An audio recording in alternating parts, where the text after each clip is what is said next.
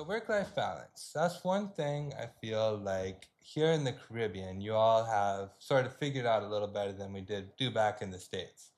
Back in the States, work-life balance is like a big thing. Everybody's struggling for it. Instead of trying to find work-life balance, some people are accepting a work-life fit.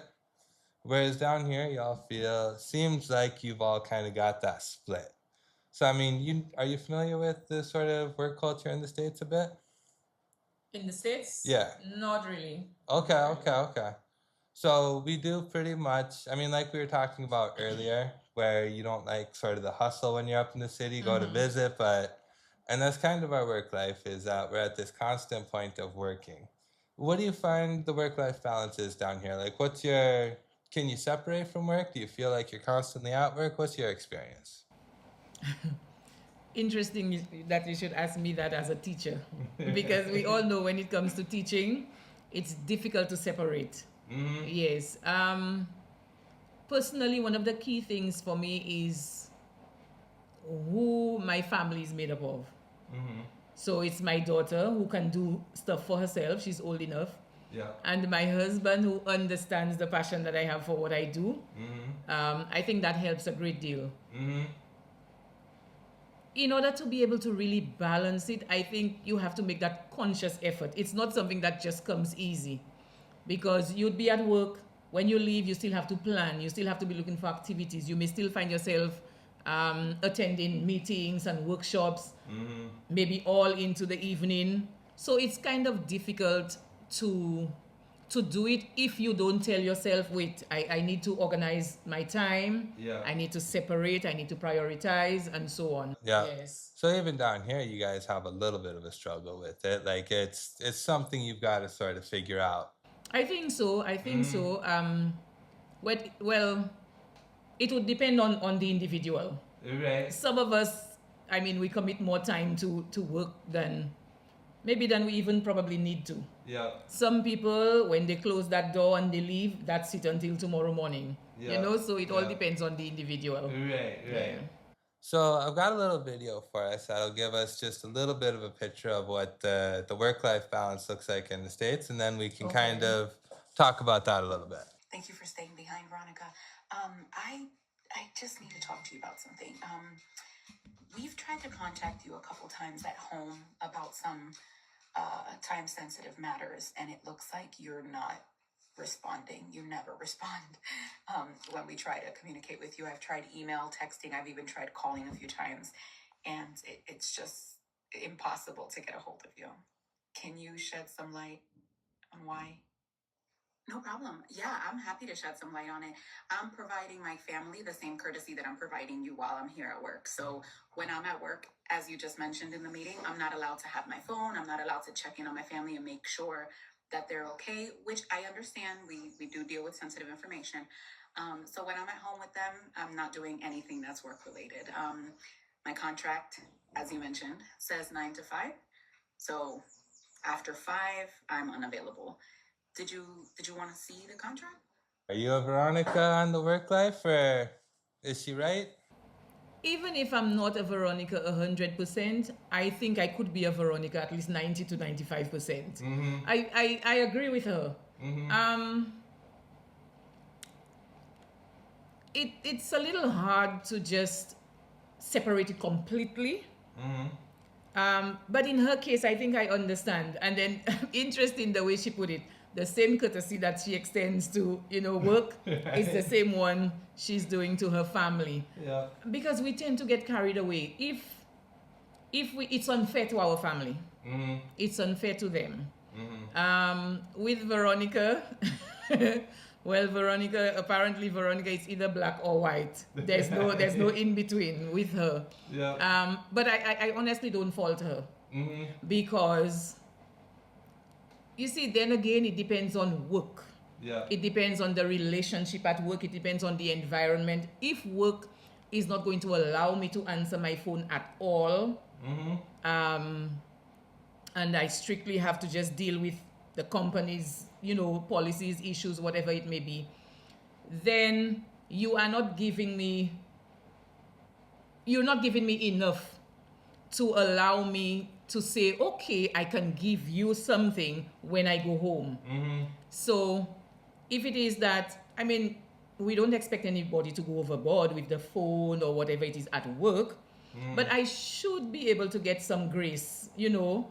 I have a family that I left home. It wouldn't be a case of me just sitting and chatting all day, but I can take a call, I can get a message, respond to a message. If at work the whole environment permits that and it's okay, I think at home, if I see there's a call coming and it's my boss, my principal, I will not have a problem answering. I will not have a problem answering. The way it happened there, if I may speak on our situation here, if it is depending on the time that it is, the first thing the principal will do is apologize for messaging at that time. It is not something that she does. And she has said it. We've talked about it. She has said this is one thing that she likes to do, respect people's time at home. But little things come up, you know, and you may need to get a response. You may need to get somebody's feedback. So you may just have to break that.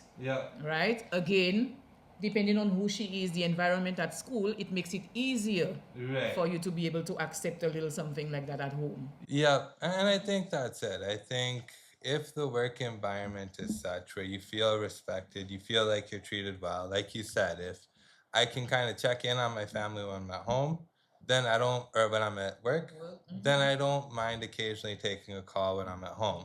So long as it's occasional. Like if every night my boss is calling me with some new request, that's going to get to be a little much. But if it's few and far between, only in an actual emergency, then sure, we can take that call. But, and I mean, I think Veronica kind of hit it right there, right? She's sharing the same courtesy with work that work is sharing with her. Same thing. If work is like that, then I have no choice but to make home that way too. But I think that's fairly common within the American workplace, this concept that you should be available 24/7, that at 2 o'clock in the morning, if your boss is working on something, then you should be available to answer that call. Now, that's an extreme. We don't get calls at 2 o'clock in the morning very often. But, I mean, I do find, like, when I was back working in the States, like, there wasn't really a quitting time. There was a time when I went home, and I'd take maybe an hour to eat dinner before I'd go into my office and start working on some other project for work. But there was this point where I was just constantly at work. Even my planning for the weekends consisted of what work projects am I going to get done over the weekend. So there wasn't this point where I just kind of sat back, relaxed, enjoyed myself. I was constantly in this state of working. If my boss called me, like, I was happy to take the call. And much like the principal here, my boss was very much like, you know, we need to separate, we need to cut off, we need to not be working after hours. But then there's that difference between what you're saying and what you're modeling, right? And she really didn't have any expectation for us working past hours. Like, once we went home, she wanted us to be offline, but we'd all see that she's online until 1 o'clock in the morning. And so just the fact that she's continuing to be online, continuing to work, makes us feel like we need to do the same. And so it was nothing she was doing, it was nothing she expected of us. But it's just sort of that idea when you follow your leader, when you really feel, because she did a great job of making us feel supported and whatnot, where we were happy. It's not that I thought I would get in trouble if I didn't work until midnight. It's that I saw her working until midnight, and so I thought, you know what, I'm going to do that too. Now, interestingly, I have been a little Veronica when it comes to the parents. So while the principal is going to say, I respect your time at home and I will call or message only if it's really necessary, you would find some parents choose to call you at whatever time. And they feel like you have to respond. It can be 10 in the evening, whatever time, they feel like you need to respond. So at one time, I had to just say, you know what? I mean, I don't have an ambulance. I don't, you know, give emergency services or whatever. I'm just your child's teacher. So what is it that I can possibly do for you at 10 p.m. or 11 p.m. that I cannot do at 8:30 a.m. Yeah. Like, wait until next morning. Yeah. So much so that I think, well, no, not I think, I had a situation where a parent felt that I should have been answering my phone. So she reported me to the principal. Oh, wow. Yes, she reported me to the principal, I think the following day. Okay. But, of course, Veronica, as I can be, I had to remind the parent that this was my private phone. Yeah. I didn't have a company phone, right? It was my private phone. We set up a chat for ease of communication, right? We're not obligated, so your expectation is unreasonable. Yeah. I don't have to. I can just dissolve the chat if I want to. Absolutely. Right? Yeah, so when she reported, and of course the principal had to explain the same thing to her. Yes. So much so that she ended up being very, very rude. I deleted her from the chat completely. Oh, okay. And I just got in touch with the child's other parent because I didn't want the child to be a victim of that. I wanted, communication to still flow. Yeah. Where the child, would not be missing out on anything. Yeah. Yes. But work with the parent that's going to be a little more reasonable. Yes.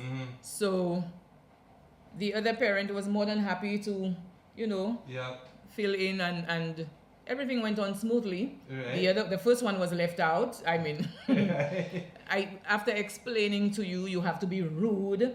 You went ahead to report me as if, well, I don't know what she was expecting to happen, but she has some level of entitlement there. She needs to be able to contact you at any time, and so yeah, I had to cut it.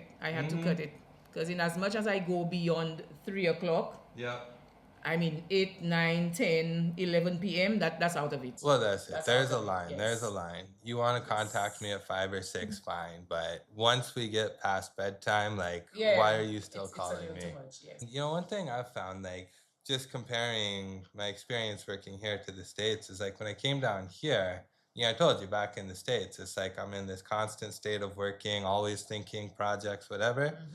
And then I come down here and I've got all this time I've got to fill because it's I get off work and now what am I supposed to do? There's nothing else to be done, or the work I do have can wait until tomorrow.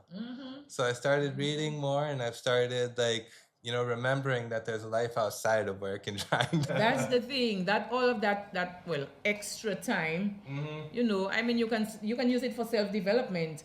When I take a break from planning or organizing stuff, I go on Canva, I try to learn to do something, I check YouTube, just relax. How about that? Because we need a little time to ourselves, we need time with the family and so on. Yeah. So the days that we can get to do that, just capitalize on it. Well, that's it. There's so much shame that's given to us for watching TV or playing video games or doing things that aren't productive.